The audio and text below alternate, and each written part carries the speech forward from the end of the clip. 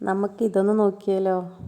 ചേമ്പുന്നുണ്ട് നല്ലത് ഇളമ്പ് നോക്കി ഒന്ന് മുറിക്കുക. എന്നിട്ട് നന്നായി പൈപ്പിൽ കഴുകി അത് തൊലി ചെത്തില്ല. തൊലി ചെത്താതെ കുറച്ച് നീളത്തിലിങ്ങനെ നുറുക്കി വെച്ചിട്ട് പിന്നെ നീളം അരിയുക.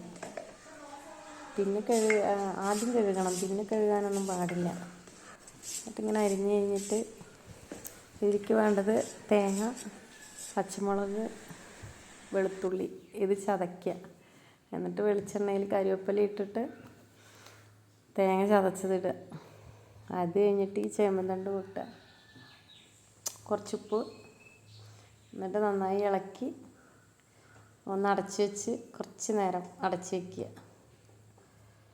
അത് കഴിഞ്ഞ് പിന്നെ കുറച്ച് നേരം തുറന്ന്